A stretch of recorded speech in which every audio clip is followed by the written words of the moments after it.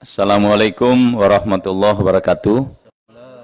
Selamat sore, salam sejahtera buat kita sekalian, para pimpinan Komisi 2 dan anggota Komisi 2 yang saya muliakan, Pak Menteri dan seluruh kepala lembaga yang hadir pada kesempatan ini. Saya menambahkan apa yang disampaikan oleh teman-teman. Yang pertama, saya sangat mengapresiasi dan tentu sangat mendukung apa yang menjadi kinerja yang telah dicapai oleh Kementerian Dalam Negeri dan seluruh jajarannya tentunya. Cuman satu, Pak Menteri, saya ingin sekali bahwa urusan dalam negeri ini adalah urusannya Menteri Dalam Negeri.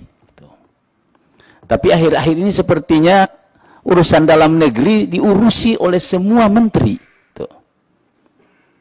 Contoh misalnya, Menteri BKPM, Menko yang lain sibuk mengurusi soal perpanjangan masa jabatan presiden misalnya. Mengusulkan. Seharusnya yang bersuara ini kan Menteri Dalam Negeri. Karena ini adalah menterinya urusan dalam negeri. Ya. Oleh karena itu, sehingga pada kesempatan ini saya tidak bertanya Pak Menteri, saya hanya ingin memberi dukungan yang sebesar-besarnya. Kalau Pak Menteri bilang ini kita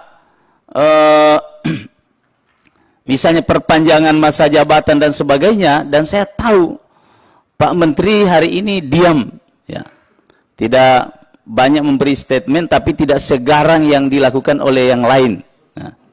Nah, saya berharap hari ini dipertegas lagi Pak Menteri, supaya marwah Kementerian Dalam Negeri ini kembali seperti dulu. Dulu Kementerian Dalam Negeri ini luar biasa. Apapun semua tidak ada yang boleh lewat kecuali Menteri Dalam Negeri. Nah, itu yang pertama. Yang kedua, saya juga sangat bangga dengan prestasi yang dicapai oleh Kementerian Dalam Negeri.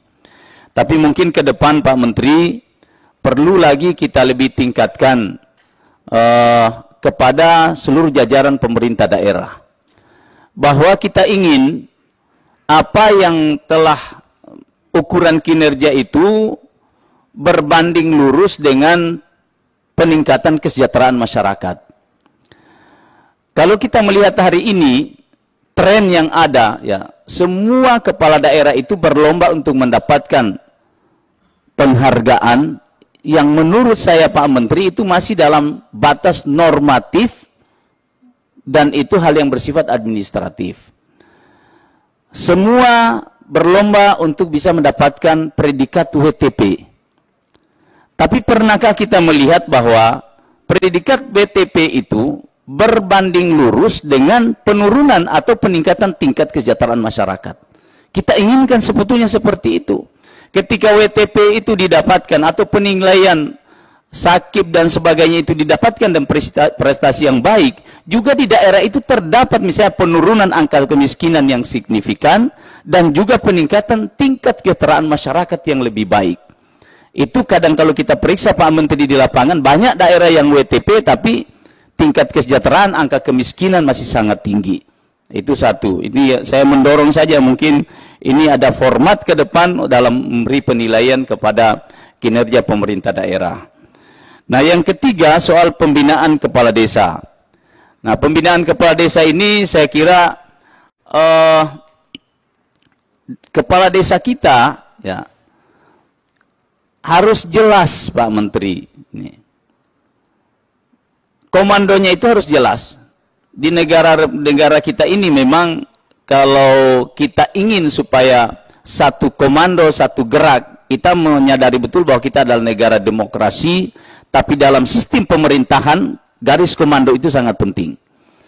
Tanpa adanya garis komando yang jelas, juga itu akan bisa mempengaruhi kinerja masing-masing dan pencapaian tujuan. Nah, oleh karena itu, contoh misalnya, mungkin perlu aturan yang tegas.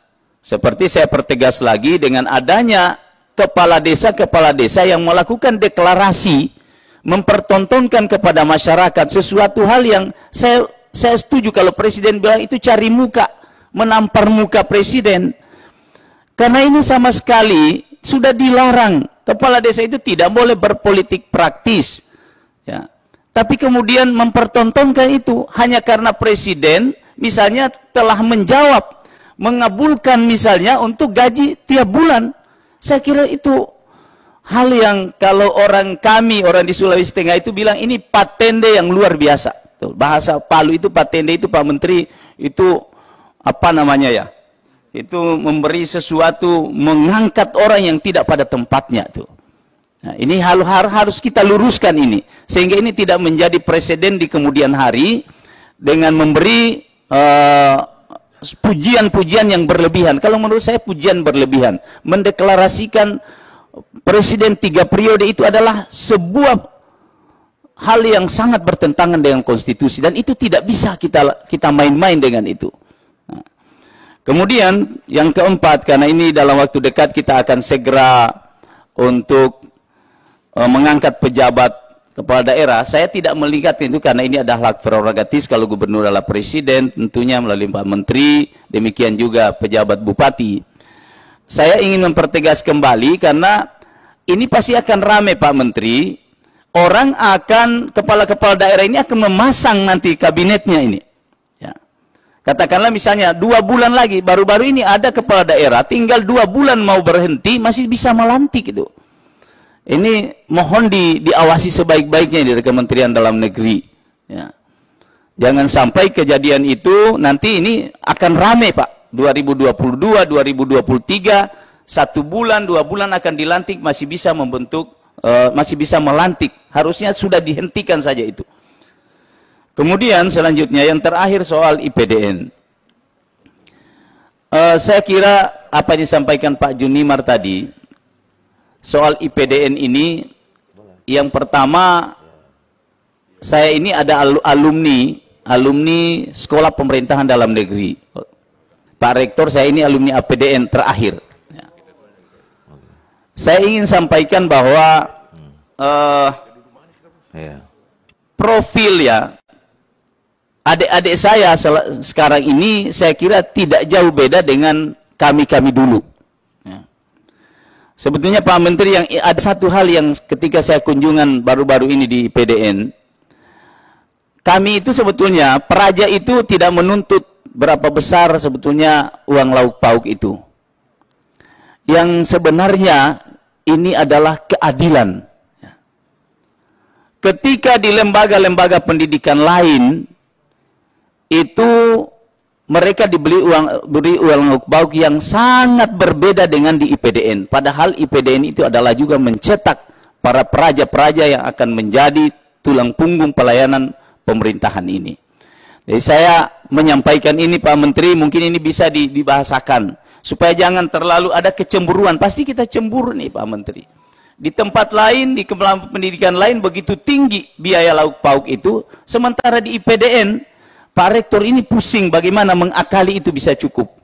Nah ini saya kira itu saja yang ingin saya sampaikan pada kesempatan ini. Terima kasih. Mohon maaf kalau ada yang tidak berkenan. Wallahu musta'an. Assalamualaikum warahmatullahi wabarakatuh. Assalamualaikum warahmatullahi wabarakatuh. Ini makin banyak Komisi 2 yang cinta sama IPDN. Pak Rizky. Makasih Ketua. Assalamualaikum warahmatullahi wabarakatuh. Pimpinan dan anggota Komisi 2 yang saya hormati.